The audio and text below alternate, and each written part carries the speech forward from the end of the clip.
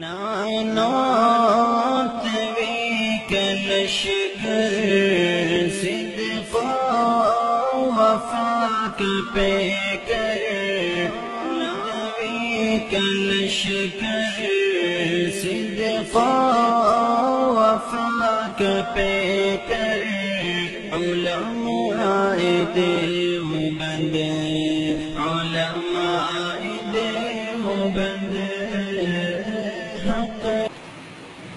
আপনাদেরকে কাফেলার পক্ষ থেকে আমরা আন্তরিকভাবে শুভেচ্ছা জানাচ্ছি। আজ আবারও এসেছি সুজন ভাইয়ের কাছে। আমরা একটু আগে জানতে চাই যে আমরা সেদিনকে বলেছিলাম, একটি চ্যালেঞ্জ দিয়েছিলাম যে বুখারী শরীফ থেকে সহি সরি মরফু মুত্তাসিল গায়রে মুআরিজ একটি হাদিস পেশ করবে শুধুমাত্র বুকের উপরে হাত বাঁধার। তো আপনি সেই সমস্ত শায়েখদেরকে যে বলেছেন, এরপরে তারা কি জানিয়েছে সে ব্যাপারে আপনাকে? সে ব্যাপারে কথা কি যে তারা টোটালি কালকে আমার যারা সাথে সাথে তারা বলতেছে কি যে আমি তাকে জিজ্ঞেস করছি যে ভাই আপনারা নাকি যাবেন বা বড় মানে হুজুর নিয়ে কি আপনার কথাটা কি, তার সে বললো কি যে না ওইখানে যাবো না, ওইখানে গেলে ফেতনা সৃষ্টি হবে। ফেতনা সৃষ্টি হবে মানে আপনার তো সত্য, তাহলে আপনাকে ফেতনা সৃষ্টি হবে কেন? কারণ না ওইখানে যাওয়া যাবে না। ওইখানে গেলে দেখা যাচ্ছে প্রথম চলছে যে 2জন 3জন লাইনে আসলো ফেতনা হবে না। তারা এইটা লাইনের কথা না বলে তারা বলছে 3জনে যাই ফেতনায় চলে গেল, দেখা যাচ্ছে আমরা যার সাথে আমরা চলে আসবো। অর্থাৎ তারা সত্যটা স্বীকার গেল না, কারণ নিজেরা যা ভুল করছে তারা সেটাও অস্বীকার করছে যে তারা গেলে তারা ফেতনা সৃষ্টি করে। তখন তাদের প্রশ্ন করলাম যে আপনারা ওইখানে তো অনেক কিছু ভুল করছে, তারপরে অস্বীকার করছে কেন? বলছে কি যে না তারা আমাদের চাইতে ধরছে, তারা এমন চাপা ধরা ধরেছে যে আমরা ভুল করছি, আমরা তো সামনে করেছিলাম, কেন আপনারা কথা বলবেন? বলার পরে এখন আমার এক বন্ধু সে বাপ সে বলছে কি যে শোনেন যে আপনারা কথা কেন ঘুরাচ্ছেন, কেন কথা ঘুরাচ্ছেন? আমি বলার পরে তখন সে এর মধ্যে হচ্ছে কি যে তোমার ক্যামেরা নিয়ে আমাকে হুজুরের মেলা অপমান করছে। তো আপনার কাছে আপনারা এখনই অস্বীকার যাচ্ছেন, এখনই যাচ্ছেন অস্বীকার, তাহলে আপনারা যখন ভিডিও না করতে হবে আমার ক্যামেরাতে সমস্যা কি? আপনারা তো সত্যি কথা বলতেছেন, আপনারা নিজেরা শিওর হচ্ছেন যে আমি সত্যি কথা বলতেছি, তা আপনাকে ক্যামেরা সমস্যা কি?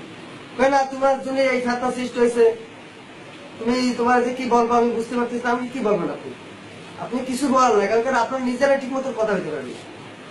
আমি আপনার কাছে জানতে চাই যে আপনারা যে সেদিনকে এসেছিলেন আসলে এখানে কি ফেতনা হয়েছিল, না আমরা রেফারেন্স দিয়ে তাদেরকে জিনিসটা তাদের থেকে জানতে চেয়েছিলাম, নাকি আমরা রেফারেন্স দেইনি না তারা রেফারেন্স দেয়নি? আমি আপনার কাছে সেটা জানতে চাই। রেফারেন্স তারা তো দেয়নি, বরং তারা যেসব কথা বলেছে সম্পূর্ণ উল্টা।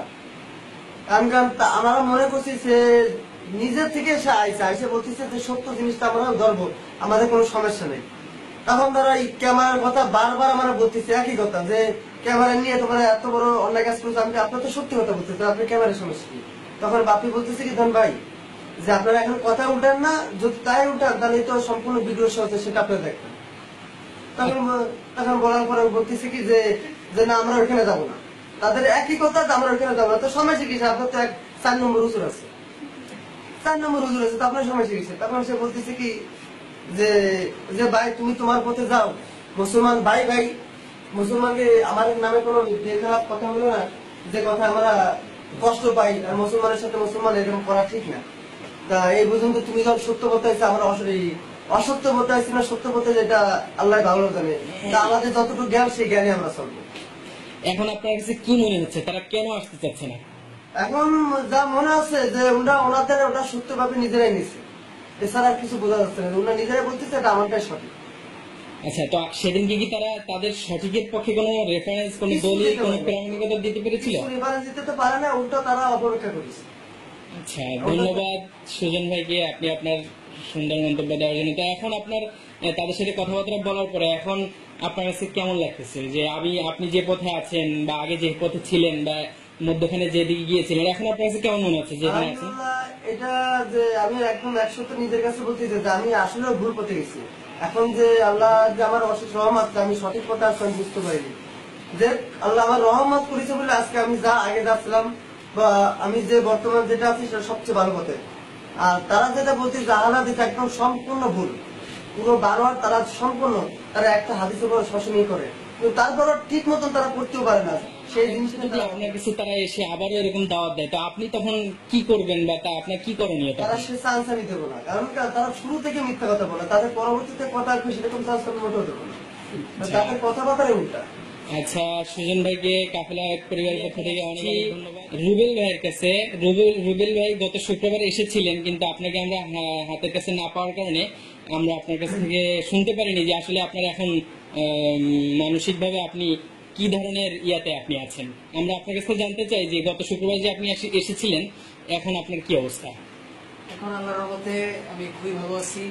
ছোটকাল থেকে যে নামাজ পড়ছিলাম, মাঝখানে একটু ওই ওদের মিথ্যা ইসে কাছে জড়াই গেছিলাম। তারপরে যখন রুবেল ভাই আর একটু জোরে বললে ভালো হয়। জি, ছোটকাল থেকে আমি যেভাবে নামাজ পড়ছিলাম, মাঝখানে দিকে এসে আমি একটু ভুল মানুষের কথা শুনে ভুল বলে চলে গেছিলাম। তা আল্লাহর অনেক রহমতে যে আমার কিছু ভাইরা আছে, তাদের কাছে আমার সেই যাদের কথা শুনে গেছিলাম তাদেরও নিয়ে আসলাম। আশা করে দুইজনের ভিতরে হাদিস কোরআন নিয়ে কথাবার্তা করে দলিল সপক্ষে দেখতে পেলাম যে আসলে ছোটকাল থেকে যেটা পড়ছিলাম। এখন রুবেল ভাইয়ের কাছে আমাদের যেটা জানার বিষয় সেটা হলো, আপনাদেরকে আমরা চ্যালেঞ্জ দিয়েছিলাম যে সহিহ বুখারী থেকে, আপনাদের শায়েখদের কাছ থেকে চ্যালেঞ্জ দিয়েছিলাম, সহিহ বুখারী শরীফ থেকে সহিহ, সরি, মারফু, মুত্তাসিল, গায়রে মুআরিজ একটি হাদিস পেশ করবেন আপনাদের বুকের উপরে হাত বাঁধায়। তো আপনারা কি সেটি চেষ্টা করেছেন বা আপনি কি আপনাদের কোন শায়েখের সাথে সে ব্যাপারে কোনো আলাপ করেছেন? সে ব্যাপারে আমি সেহেতু ওভাবে আলাপ করি নাই। আমার সুজন ভাই আছে, তাকে বলছিলাম আলাপ করতে। এখন ও কি বলছে সেটা ও জানে, কিন্তু আমার ঘরে একটা বুখারী শরীফ আছে, সেটাই আসলে সেভাবে আমি পাইনি। আচ্ছা, আমরা একটু সুজন ভাইয়ের কাছে যেতে চাই যে সুজন ভাই, আপনি উনি যে বিষয়টা বললো যে আপনাকে আলাপ